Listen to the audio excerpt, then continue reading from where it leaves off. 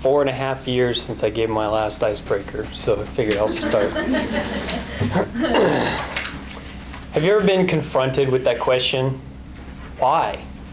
You know, the one that is accompanied often with, are you crazy? Why?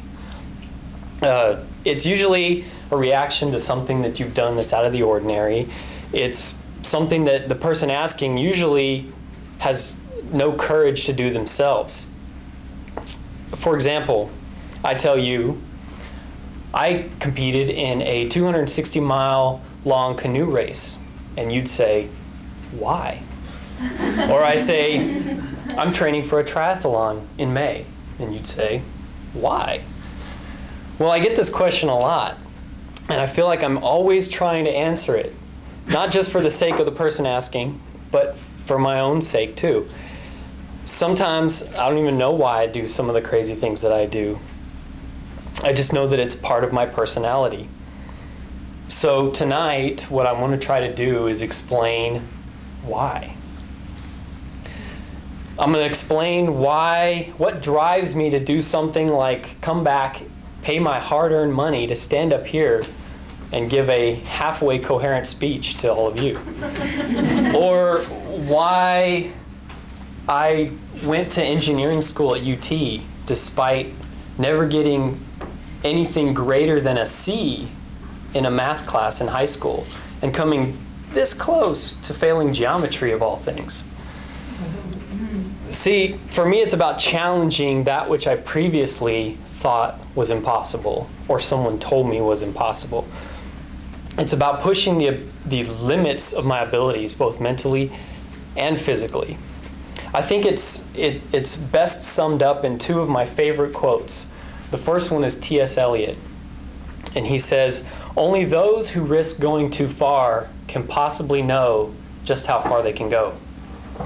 And the second one is an unknown author, and it says, "The person who says it can't be done should never interrupt the person doing it."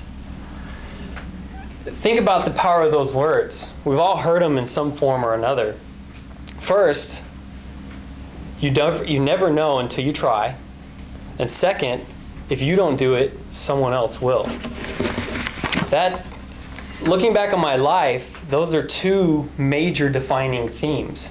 Whether it was joining the Marine Corps instead of comfortably hanging out in the dorms, staying out too late, partying too much, or racing a canoe nonstop for 260 miles from San Marcos to the Gulf of Mexico.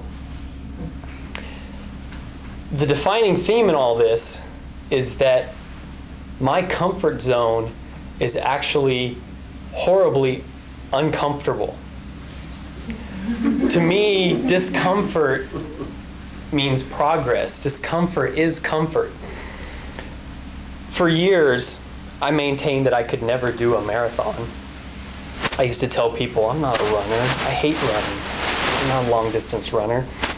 Then one morning I woke up, and there it was, that quote right in my face, saying, only those who risk going too far can possibly know how far they can go. So in December, I completed my first marathon. And in 2 weeks, I'll be running in a half marathon. When I joined the Marine Corps, I got that same question. Why? Why not the Army?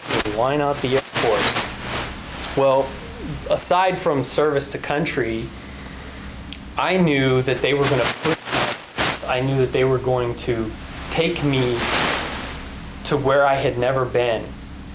And if I was going to do it, I wasn't going to do it halfway.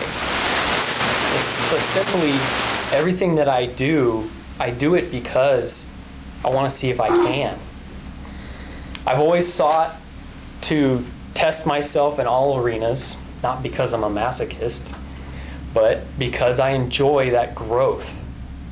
I enjoy waking up every day and saying, what can I learn today that I did not know yesterday? How can I run faster or farther? How can I stretch the boundaries of what I thought was possible? To me, growth only happens when you're uncomfortable. It only happens when you step into that unknown.